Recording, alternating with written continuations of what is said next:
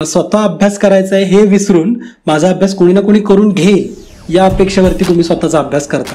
एकदाच जर सगळे मुद्दे व्यवस्थितपणे त्या वर्षभरामध्ये समजून घेतले तर पुढे तुम्हाला त्याच गोष्टी वारंवार रिपीट करत बसण्याची गरज पडणार नाहीये. जे नवीन विद्यार्थी येतात ते पास होण्याचं, नवीन म्हणजे 1-1.5 वर्षांपासून जे तयारी करतायत त्यांचा परीक्षा पास होण्याचा चान्स हा जास्त वाढलेला असतो. फॅक्ट्स फक्त लिहायच्यात, जे पाठ करायला थोडे आपल्याला अवघड असतील किंवा लक्षात राहायला थोडंसं डिफिकल्ट वाटणार आहेत तर त्या फॅक्ट्स तुमच्या नोट्समध्ये असल्या पाहिजेत. त्या फॅक्ट्स बघून तुम्हाला त्या विषयाचं आकलन होईल. नमस्कार विद्यार्थी मित्रांनो, तर आपल्या छोट्याशा सेमिनारमधला आजचा आपला तिसरा टॉपिक आहे. आता ज्या विद्यार्थ्यांना कल्पना नाहीये किंवा हे सेशन पहिल्यांदाच बघतायत, आधीचे बघितलेले नाहीयेत, तर अशांना मी अगदी थोडक्यात सांगतो की आपलं एक छोटंसं सेमिनार चालू आहे. त्याच्यामध्ये आपण 5 विषयांवरती चर्चा करणार आहे. ते 5 विषय कोणते कोणते असतील तर पहिला विषय होता तो म्हणजे एमपीएससीची तयारीची सुरुवात आपण कशी करणार. त्यानंतर दुसरा टॉपिक होता की अधिकारी बनण्याच्या आपण पहिल्यांदा लायक बनूयात, म्हणजे आपल्याकडे कोणत्या क्वालिटीज असणं गरजेचं आहे याच्याविषयी आपण चर्चा केली. खरं तर अधिकारी झाल्यानंतरच्या त्या क्वालिटी नाही आहेत, इन प्रोसेस, म्हणजे आपण प्रोसेसमध्ये असताना त्या डेव्हलप करत जर गेलो तर आपल्याला जो 1.5-2 वर्षांचा 3 वर्षांचा जो प्रवास आहे हा प्रॉपर एन्जॉय करत करत फॉलो करता येईल किंवा आपल्याला तो प्रवासामध्ये कमी त्रास होणार आहे. तर अशा प्रकारच्या त्या क्वालिटीज आहेत. त्यानंतर आजचा जो टॉपिक असणार आहे तो म्हणजे अभ्यास शैली आपली कशी असणार आहे, अभ्यासाच्या मेथड आपली कशी असणार आहे, तर याच्याविषयी आपण चर्चा करू. पुढचा टॉपिक इंटरेस्टिंग आहे, तो म्हणजे आपण शेळ्या मेंढ्या बनायचंय की चित्ता बनायचंय. तर ऑफकोर्स तुम्हाला सगळ्यांना याचा आन्सर माहिती आहे की आपल्याला चित्ता बनायचंय, वाघ सिंह बनायचंय. शेळ्या आणि मेंढ्या बनण्यात कुणाला इंटरेस्ट असतो, तर त्या टॉपिकमध्ये मजा येईल. आणि 5वा जो टॉपिक असणार आहे दी मोस्ट इम्पॉर्टंट, की 2022ची येणारी आपली जी एक्झाम आहे तर त्या एक्झामसाठी 6-7 महिन्यांचं जे आपलं ड्युरेशन असणार आहे तर ते आपण बाप मेथडनी फॉलो करणार आहे किंवा बाप मेथड अप्लाय करणार आहे. तर इथं B for basic, A for advance आणि पी फॉर प्रॅक्टिस. तर अशा प्रकारची एक मेथड आहे आणि त्याच्यामध्ये तुम्हाला कुठल्या महिन्यामध्ये कोणते टॉपिक करायचे आहेत, इव्हन तुम्हाला डे वाईज सुद्धा टाइम टेबल दिलं जाईल. तर अशा पद्धतीची ती मेथड असणार आहे की तुम्ही अगदी व्यवस्थितपणे अभ्यास करू शकता, प्लॅन करू शकता. ओके. आता खूप साऱ्या विद्यार्थ्यांना असे अनुभव आले असतील किंवा जे सिनियर्स आहेत तुम्ही त्यांना विचारून बघा की त्यांचं जे रुटीन आहे ना तर ते ठरलेलं असतं, त्याच्यामध्ये कुठलाही बदल केलेला नाहीये. म्हणजे सकाळी उठायचं, लायब्ररीमध्ये यायचं, 2-3 तास पेपर वाचायचा, परत स्नॅक्स ब्रेक घ्यायचा, त्याच्यानंतर 3-4 तास एखादा जीएसचा टॉपिक वाचत राहायचं, त्याच्यानंतर मग जेवणाचा ब्रेक आला, मग थोडीशी झोप येते, लायब्ररीमध्ये झोपता, त्याच्यानंतर मग जे काही व्हिडिओज बघणं असेल, करंट अफेअर, म्हणजे स्वतःला एंटरटेन करणाऱ्या ज्या गोष्टी आहेत ना तर ते सुरू असतं. परत इव्हिनिंगचा स्नॅक्सचा ब्रेक, त्याच्यानंतर मग थोड्याशा चर्चा होतात आणि अगेन मग लायब्ररीच्या जायच्या पूर्वीचे जे 2-3 तास आहेत तिथं अगेन काहीतरी जीएसचं वाचणं. तर हे जे सायकल आहे त्यांची तर ती सुरू असते आणि या सायकलमध्ये काही सुद्धा चूक नाही. म्हणजे ही सायकल जी आहे तर ती न थांबणारी सायकल आहे. तर त्याच्यामुळे तुम्हाला सुद्धा या प्रोसेसमधून जायचंच आहे. पण ह्या प्रोसेसमधून जात असताना आपण जर काही बदल केले किंवा अभ्यासाच्या काही स्किल्स आपण डेव्हलप केल्या, काही मेथडमध्ये जर बदल केला तर आपल्याला अभ्यास करताना मजा पण येईल आणि केलेला अभ्यास हा प्रोडक्टिव्ह ठरणार आहे, म्हणजे पूर्णपणे लक्षात राहील अशा पद्धतीचा अभ्यास तुमचा होईल. तर त्याच जे काही अभ्यास ओरिएंटेड ज्या स्किल्स असतील किंवा जे आपल्याला अभ्यासाची शैली जी डेव्हलप करायची तर त्याच्याविषयी आज आपण चर्चा करूयात. तर तुम्हा सगळ्यांचं पुन्हा एकदा स्वागत आणि आपल्या मुद्द्याला आपण सुरुवात करू. महत्वाचं म्हणजे तुम्हा सगळ्यांना प्रश्न पडला असेल की स्पर्धा परीक्षा करताना किंवा कुठल्याही कॉम्पिटेटिव्ह एक्झाम्सची तयारी करताना पाठांतराला जास्त महत्व द्यायचं आहे की आकलनाला. आकलन म्हणजे रिझनिंग किंवा तुम्हाला जे लक्षात राहतंय ते. पाठांतर म्हणजे काय की नंबर्स लक्षात ठेवणं. फॉर एक्झाम्पल एखादं तुम्हाला इंटरनॅशनल ऑर्गनायझेशन दिली असेल आणि त्याचं हेडक्वार्टर तुमच्या लक्षात आहे, पाठ येते, तर त्या गोष्टी पाठांतरामध्ये येतात. त्याच्यासाठी काय आकलन करत बसण्याची गरज आहे का, तर नाही. म्हणजे जिनेवामध्ये कोणत्या कोणत्या आंतरराष्ट्रीय संस्थांचे हेड ऑफिस आहेत हे अगदी तुम्हाला तोंडपाठ झाला असेल तर तो पाठांतराचा विषय आहे. किंवा राज्यशास्त्र विषयामधले काही कलम असतील ते पाठ झालेले असतात तर हा पाठांतराचा विषय. आकलनाचा विषय काय असतो की जर तुम्हाला तो मुद्दा समजलाय तर त्याचं ऍप्लिकेशन तुम्ही कसं करून दाखवता किंवा त्याच्या पाठीमागचा कन्सेप्ट काय सांगतोय, किंवा जर तुम्हाला त्या ओरिएंटेड जर प्रश्न विचारला आणि जर तुम्हाला थोडंफार ते एक्सप्लेन करायचं असेल तर तुम्ही कशा पद्धतीने एक्सप्लेन कराल, तर हा झाला आकलनाचा भाग. आपण जर युपीएससी एक्झाम जर बघितली तर याच्यामध्ये पूर्व परीक्षा आणि मुख्य परीक्षा त्याच्या स्वरूपामध्ये खूप फरक आहे. स्वरूपामध्ये बदल कसा आहे तर जी युपीएससीची प्री एक्झाम होते ही एमसीक्यू ओरिएंटेड एक्झाम आहे ज्याच्यामध्ये गोल करायचा असतो, आणि जी मेन्स एक्झाम होते तर ती रिटन एक्झाम आहे किंवा त्याला आपण डिस्क्रिप्टिव्ह म्हणूयात. तर तिथं लिखाण काम करायचं आहे. तर ज्यावेळेस लिखाण काम आपण करणार तर त्यावेळेस पॅसेज लिहित असताना आकलन तर तुम्हाला त्याच्यामध्ये येईल, तुमचं अनालिसिस येईल, पण जर अनालिसिस सोबत जर काही फॅक्ट्स तिथे मेन्शन केले असतील तर आन्सर आपलं जास्त अट्रॅक्टिव्ह बनतं. म्हणजे काय, UPSC एक्झामसाठी जर बघितलं तर इथं प्री आणि मेन्सला दोन्ही ठिकाणी सर्रास पाठांतर आणि आकलन या दोघांचा जो काही वेटेज आहे हे ऑलमोस्ट सारखं आहे. म्हणजे तिथं तुम्हाला पाठांतर आणि आकलनाचा भाग हा 40% आणि 60% आसपास आहे. 40% पाठांतर, 60% आकलन. पण इथं आपण जर आपल्या MPSCच्या एक्झाम बद्दल जर थोडक्यात बघितलं तर MPSCच्या एक्झाममध्ये किंवा राज्यसेवेच्या एक्झाममध्ये परीक्षेचं स्वरूप हे दोन्ही ठिकाणी प्री आणि मेन्सला MCQ स्वरूपाचं आहे. तिथं कुठेही तुम्हाला लिखाण काम करायचं नाहीये. इंग्लिश आणि मराठीचे लिखाणाचे पेपर असतात, तो भाग वेगळा. पण सामान्य अध्ययन किंवा करंट अफेअर, CSAT याच्याविषयी जर बघितलं तर आपल्याला तिथं दोन्ही ठिकाणी MCQ ओरिएंटेड आपला पेपर असणार आहे. त्याच्यामुळं आपल्याला पाठांतर आणि आकलन हे दोन्ही सारखं ठेवत जाणं गरजेचं आहे. याचं कारण सांगतो मी तुम्हाला. आपल्याला सध्या जे प्रश्न विचारले जातात आयोगाकडून त्याच्यामध्ये मल्टीलायनर जर तुम्ही प्रश्न बघितले, समजा 3 लाईन दिलेल्या आहेत अ, ब आणि क, तर अ मध्ये एखादी फॅक्ट टाकलेली असते. ठीक आहे, म्हणजे फॉर एक्झाम्पल आपण पॉलिटी या विषयामध्ये एक्झाम्पल बघू. कलम 352 विषय दिलेला असतं की हे राष्ट्रीय आणीबाणी संदर्भातचं कलम आहे. कलम 352 अ विधान दिलंय. ब विधानामध्ये असं सांगितलं असेल की राष्ट्रीय आणीबाणी ही 6 महिन्यांपर्यंत राहू शकते. तर इथं ऍप्लिकेशन आलं का, इथं पाठांतर आलंय? नाही, पाठांतर म्हणजे इथं आकडा जो होता तो अ मध्ये त्यांनी विचारलाय की 352 कलम.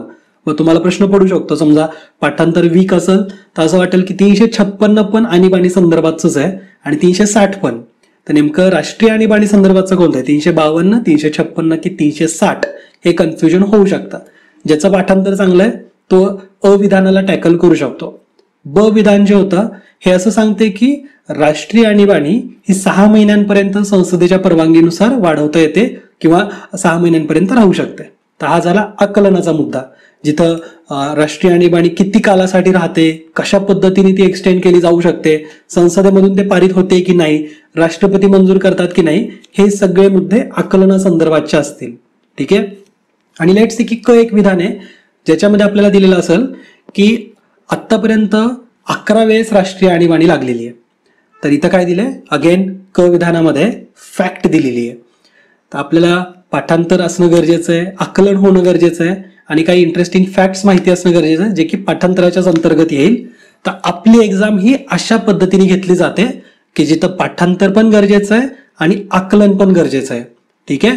तर त्याच्यामुळं पाठांतर की आकलन, तर दोन्ही सुद्धा हे आपल्या राज्यसेवेची डिमांड आहे आपली की या एक्झामसाठी पाठांतर असणं पण गरजेचं आहे आणि आकलन क्षमतेवरती सुद्धा जास्तीत जास्त भर देणं गरजेचं आहे. ठीक आहे. आता मग पाठांतर करताना काय करायचं नेमकं, तर जे मुद्दे तुमचे ऑलरेडी तोंड पाठ झालेत, झोपेतून उठवलं तरी तुम्ही सांगू शकता, अशा गोष्टींना अजिबात स्वतःचा वेळ खर्ची करायचा नाही. म्हणजे काही कलम लक्षात राहिलेली असतात किंवा काही महत्वाच्या घटना दुरुस्ती असतील, भाषांच्या संदर्भाच्या घटना दुरुस्ती सर्रास पाठ झालेल्या असतात. त्यानंतर ज्या गोष्टींना समजा फॉर एक्झाम्पल हेडक्वार्टर्स, वेगवेगळ्या कोणत्या शहरांमध्ये कुठल्या इंटरनॅशनल ऑर्गनायझेशनचे हेड ऑफिस आहेत, तर हे सुद्धा पाठ झालेलं असतं. तर त्याच्यावरती स्वतःचा वेळ खर्ची करायचा नाही. हे तुम्हाला आता जे मी एकदा सांगतोय हे तुम्हाला पुढं वर्षभर त्याचं ऍप्लिकेशन करत राहायचंय. त्याच्यामुळे जे आत्ता सांगतोय ते महत्वाचं आहे की पाठांतर आणि आकलन ह्या दोन्हींच्या मदतीनेच तुम्ही राज्यसेवा पास होऊ शकता. दोन्हींचा इम्पॉर्टन्स सेम आहे. ठीक आहे. तर तितकंच महत्व देऊन अभ्यास करत राहा. अभ्यास करताना मग आता तुम्हाला गोष्टी लक्षात आल्यात ना की एखादा जर मुद्दा, एखादा पॅसेज जर तुम्ही वाचला तो तुम्ही स्वतः समजून घ्यायचा आहे आणि त्याच्यातले जे कीवर्ड्स असतील, जे महत्वाचे फॅक्ट्स असतील, तर त्या तुमच्या नोट्समध्ये असल्या पाहिजेत. तर त्याच्यासाठी मी हा मुद्दा इथे सांगितलाय की नोट्स काढताना वाक्य लिहित बसायचं नाही, फॅक्ट्स फक्त लिहायच्यात. जे पाठ करायला थोड्या आपल्याला अवघड असतील किंवा लक्षात राहायला थोडासा डिफिकल्ट वाटणार आहेत, तर त्या फॅक्ट्स तुमच्या नोट्समध्ये असल्या पाहिजेत. त्या फॅक्ट्स बघून तुम्हाला त्या विषयाचं आकलन होईल. ठीक आहे. तर अशा पद्धतीने अभ्यास तुमचा असला पाहिजे.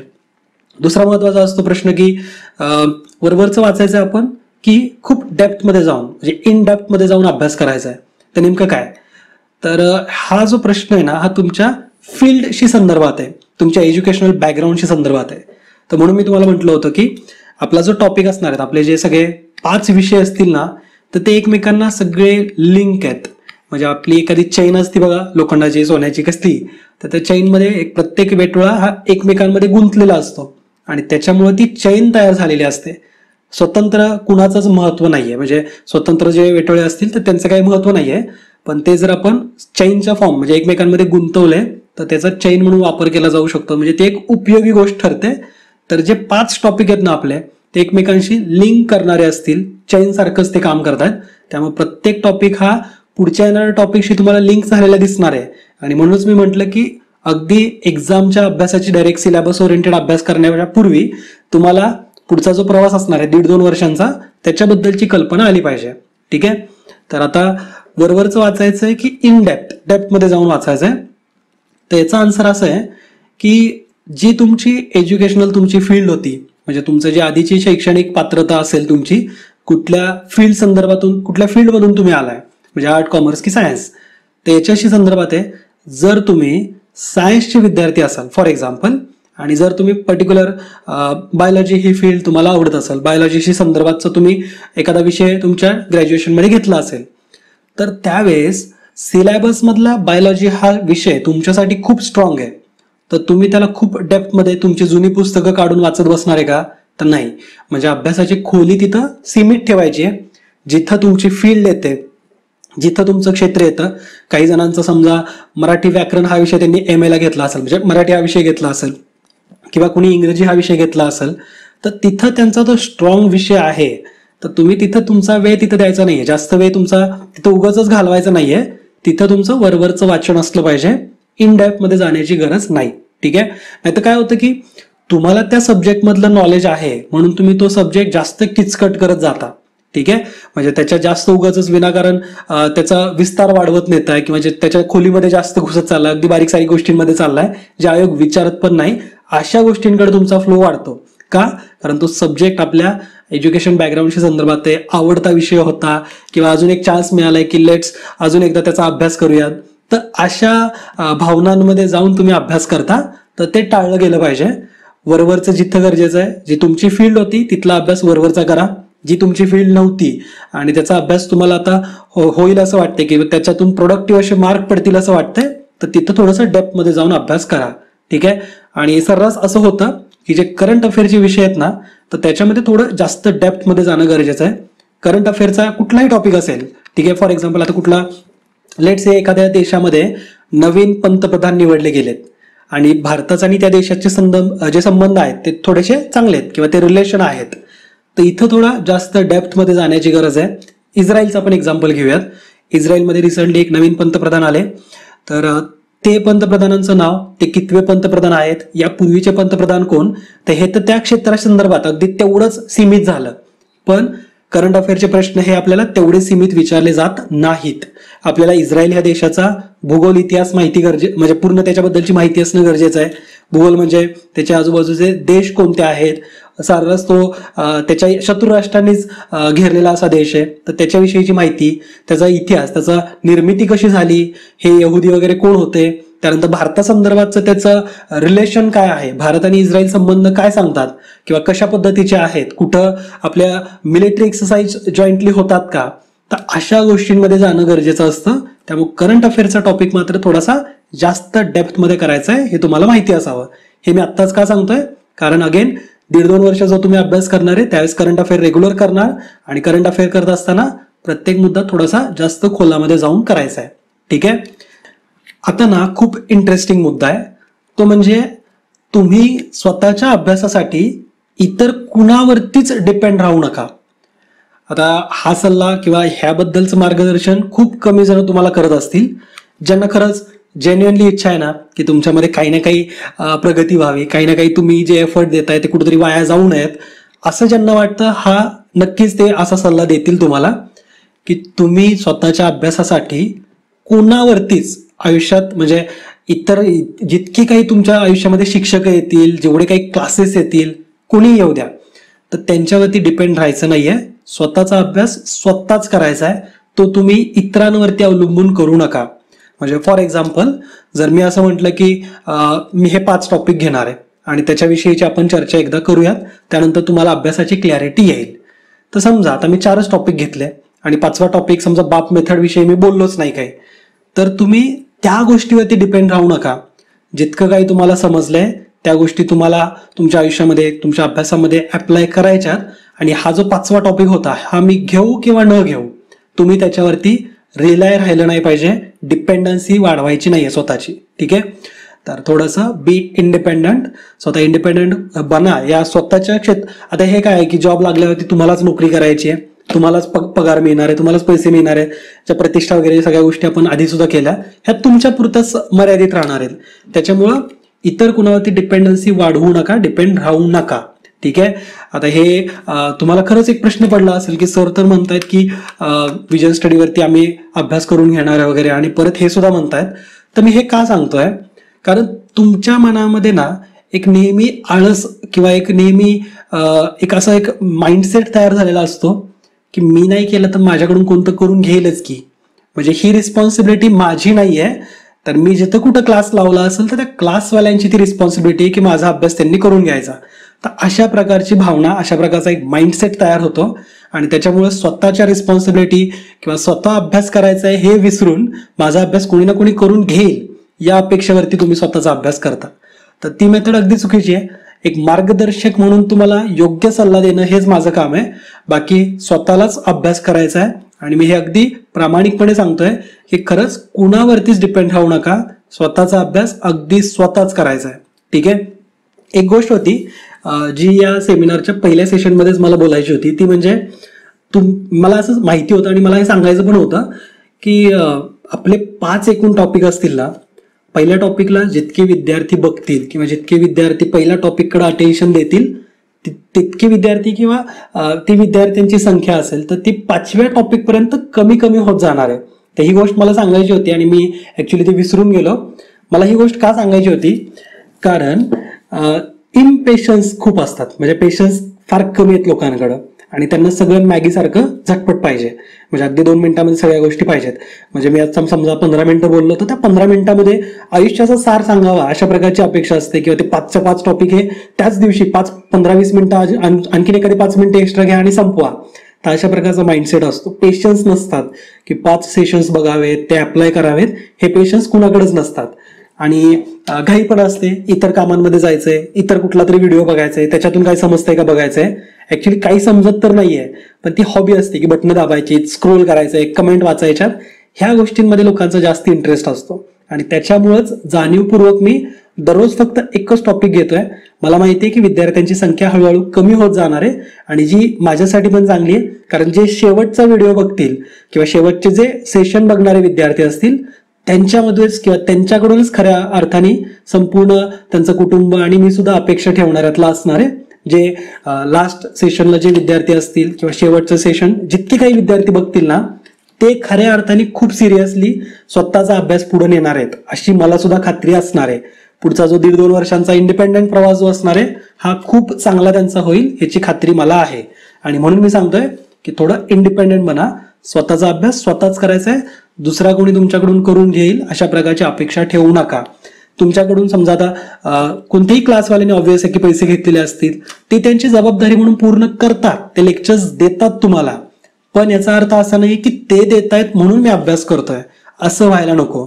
भलेही त्यांनी देऊ किंवा न देऊ, तुमच्या अभ्यासाचं रुटीन हे ठरलंच गेलं पाहिजे.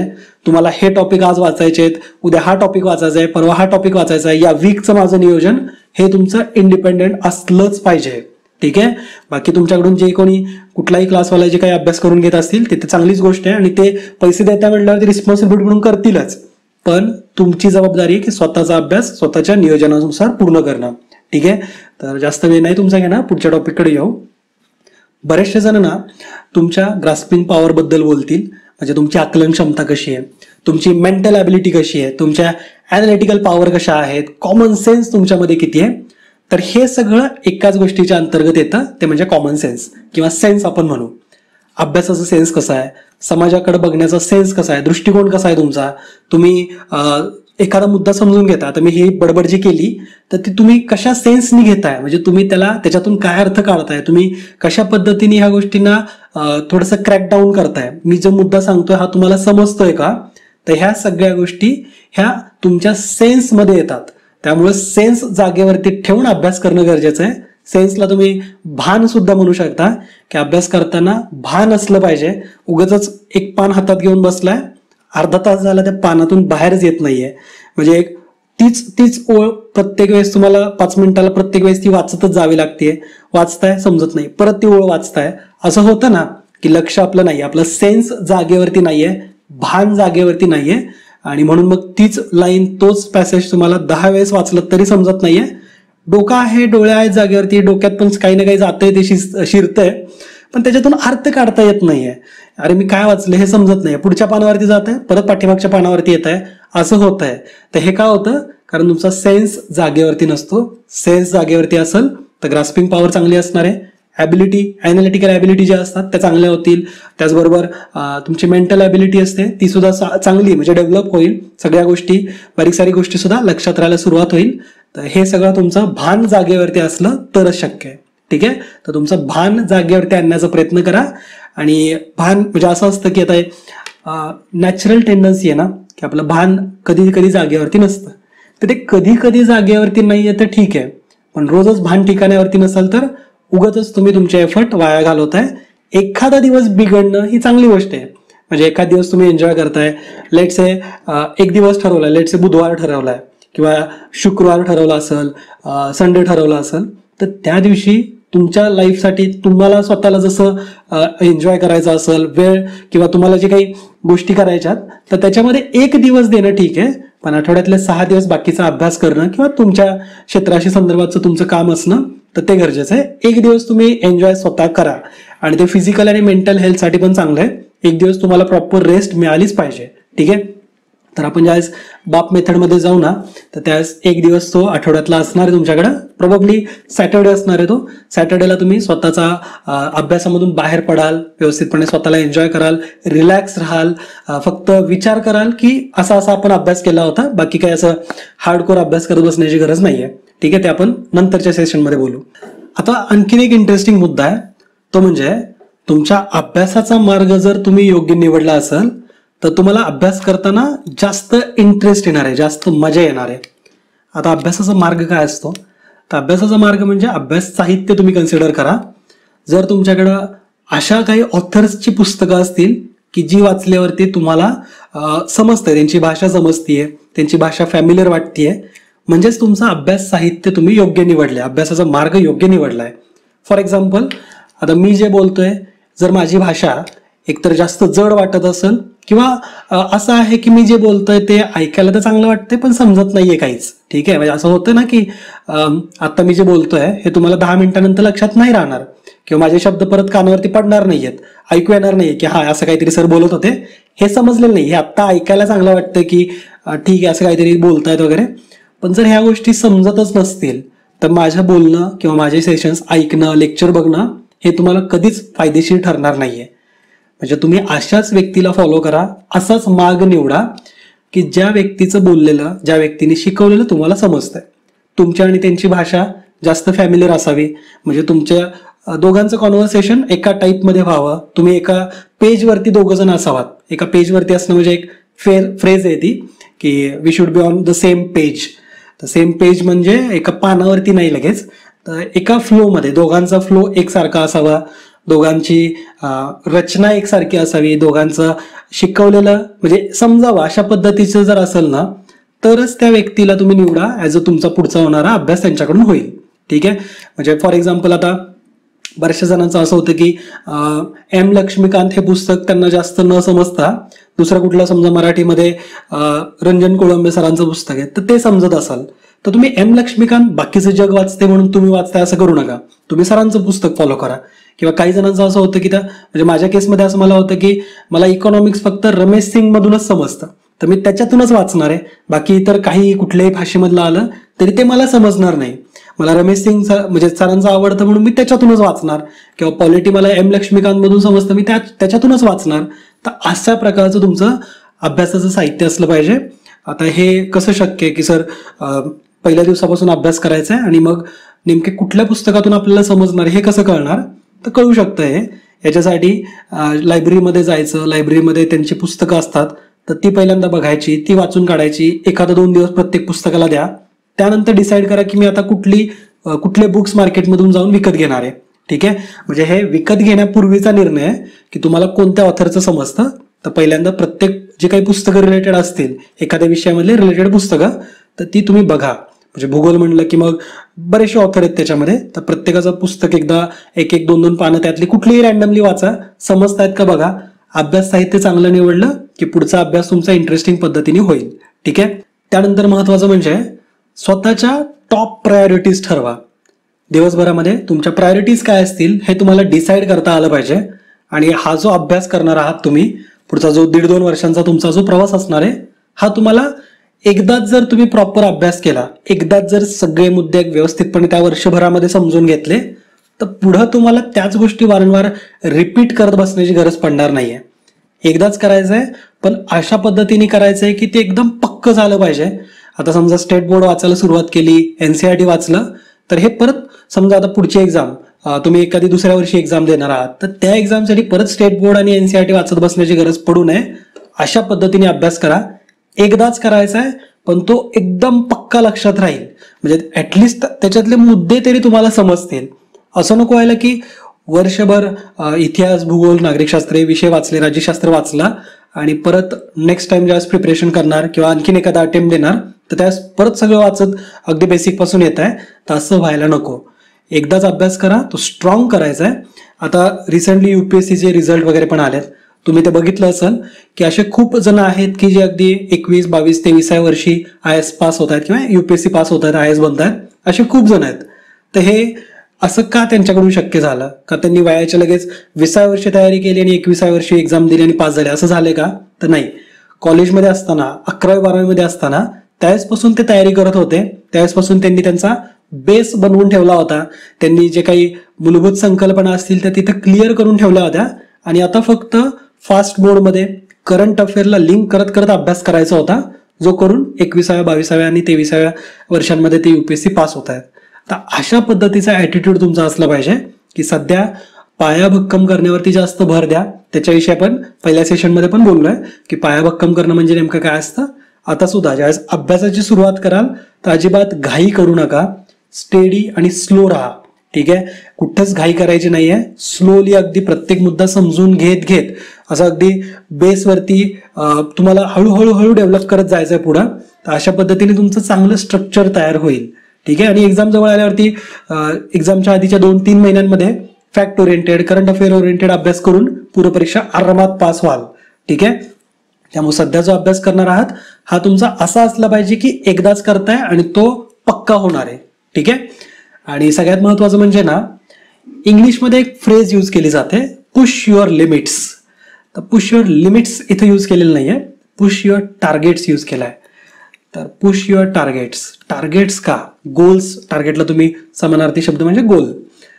तर दररोज आपण जो छोटे छोटे गोल ठरवणार आहात किंवा छोटे छोटे आपण जे टार्गेट ठरवणार आहोत, तर ते टार्गेट असे असतील की ते अचिवेबल असले पाहिजेत. ते आपल्याला टार्गेट जिंकता येतील अशा प्रकारचे असतील. पण ज्यावेळेस तुम्ही ते टार्गेट अचीव करत याल ना, त्यानंतर थोडंसं आणखीन पुश करून त्याच्या पुढचा पण अभ्यास करायचा आहे किंवा त्या टार्गेटला किंवा त्या मुद्द्याला रिवाइज सुद्धा करायचं आहे. फॉर एक्झाम्पल, एखादा तुम्ही सायन्समधला एखादा टॉपिक घेतलाय, पेशी रचना वगैरे हा विषय निवडलाय.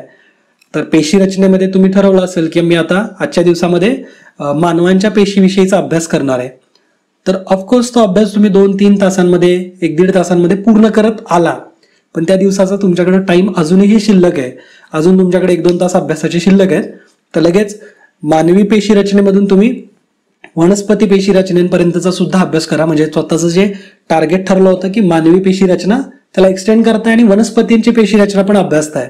तर पुश युअर टार्गेट्स म्हणजे रोज छोटं टार्गेट न अचीव करता, ते तर करायचंच आहे, त्याच्या पण थोडंसं पुढे जाण्याचा प्रयत्न करा. म्हणजे एक पाऊल नेहमी पुढचं ठेवण्याचा प्रयत्न करा. चांगला ॲटिट्यूड आहे हा, जो तुम्हाला पुढच्या 1-1.5 वर्षभरामध्ये जर तुम्ही हळूहळू, म्हणजे रोजच करायचंय ना हे, तर हळूहळू या गोष्टी ज्यावेळेस तुम्ही अचीव करत जाल त्यावेळेस तुम्हाला समजेल की तुमच्यामध्ये खूप बदल झालेत. तुमच्या अभ्यासाचा अप्रोच जो होता, तुम्ही जो अप्रोच ठरवलाय याच्यामध्ये खूप बदल झालेत. आणि हे सगळे बदल हे तुम्हाला कुठं ना कुठं चांगले मार्क मिळण्यासाठी, चांगला तुमचा अभ्यास होण्यासाठी आणि मेरिट लिस्टमध्ये येण्यासाठी फायदेशीर ठरतील. ठीक आहे. तर याच एका सदिच्छेसह की तुम्ही एक्झाम पास व्हाल. आजचा टॉपिक आपण इथंच थांबूयात. तर ज्यांना आजचा विषय हा समजलाय यांनी आता इथून पुढे कंटिन्यू करण्याची गरज नाही. अगेन मी थोडक्यात येणाऱ्या राज्यसेवेच्या आमच्या बॅचबद्दल सांगणार आहे, त्यामुळे ज्यांना विजन स्टडीवरती प्रवेश घेण्यात इंटरेस्ट नाही वगैरे तर त्यांनी हे सेशन बघू नका. ओके.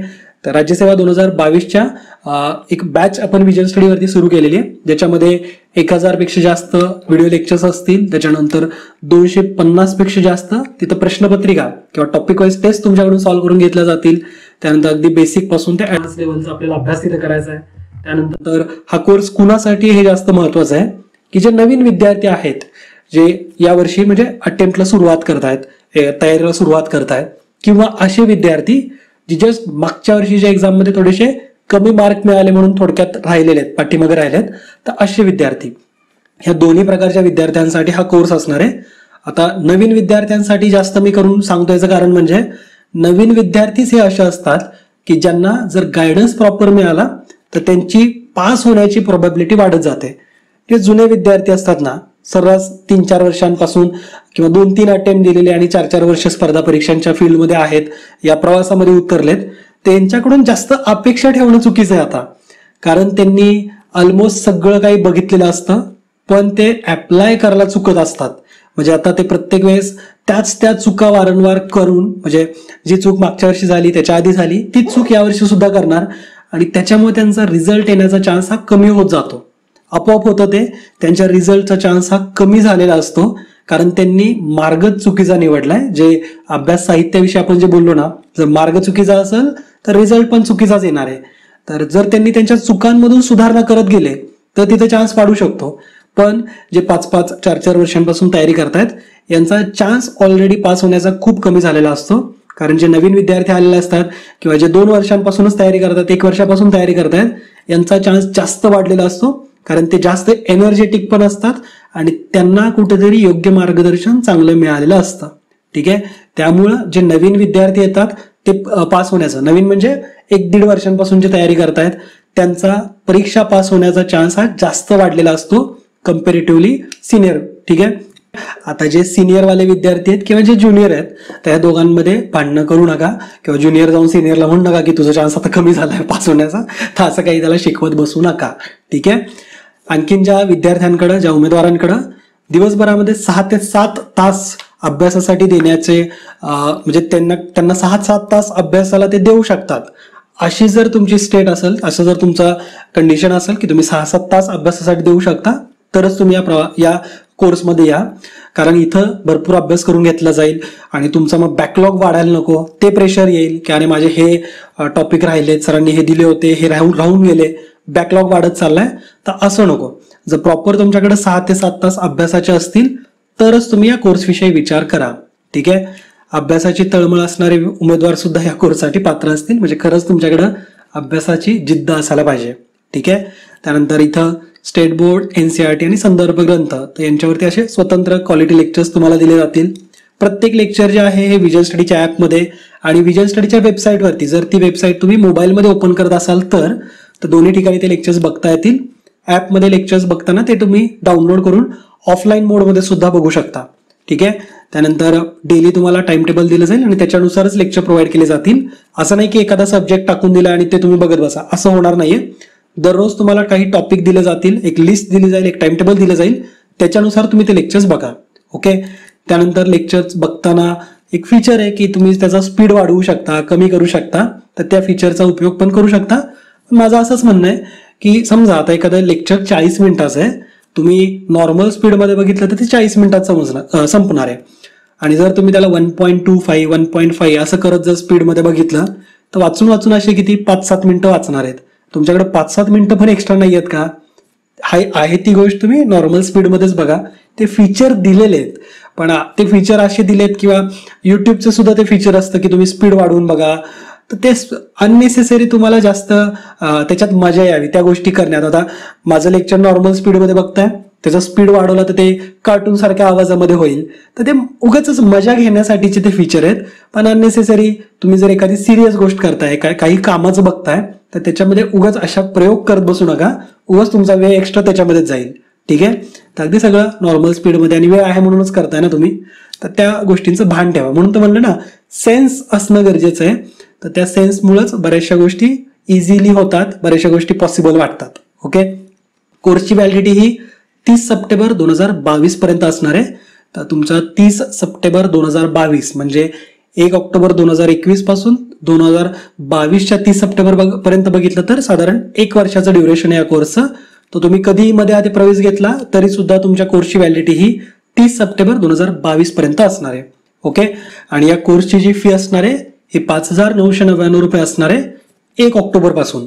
पण जर तुम्ही 1 ऑक्टोबर पूर्वी म्हणजे 30 सप्टेंबर रात्री 11 वाजेपर्यंत जर प्रवेश घेत असाल तर तुम्हाला 3,999 रुपयामध्ये या कोर्समध्ये प्रवेश घेता येईल. 1 ऑक्टोबर पासून याची फी डायरेक्टली 5,999 रुपये होईल. पण कोर्समध्ये प्रवेश घेण्यापूर्वी तुम्ही त्या पात्रतेमध्ये येता का, म्हणजे तुमच्याकडं 6 ते 7 तास वेळ आहे का, तुम्ही खरंच तळमळीने अभ्यास करणार आहात का, तुमच्याकडून फॉलो केलं जाईल का, आणि हे 5 सेशन आपले पहिल्यांदा बघा. 3 तर झालेले आहेत, 4थं आणि 5वं सेशन बघा. त्यानंतर ठरवा की आपण या कोर्ससाठी इलिजिबल आहोत का. ओके, कारण उगाच 4,000 रुपये म्हणजे मोठी अमाऊंट असते, तर ती वाया घालवू नका. कारण असं होतं की पैसे आहेत म्हणून प्रवेश घेतलाय पण नंतर न तो त्याचा यूज करता येत नाहीये किंवा तुम्हाला तेवढे एफर्ट देता येत नाहीयेत. तर अननेसेसरी पैसे वाया घालवू नका. ओके, बरंचसं मोफत सगळीकडे अवेलेबल आहे, त्याचा लाभ घ्या आणि असा प्रयत्न करा की मॅक्झिमम एफर्ट देऊन परीक्षा पास होता येईल. कुठेही काही असं पैसे वगैरे देत बसण्याची गरज नसते. ठीक आहे, तर भेटूत आपण येणार लेक्चर्सच्या माध्यमातून. हसत खेळत अभ्यास करा, हेल्दी फूड खा आणि आई वडिलांची काळजी घ्या. जय हिंद, जय महाराष्ट्र. धन्यवाद.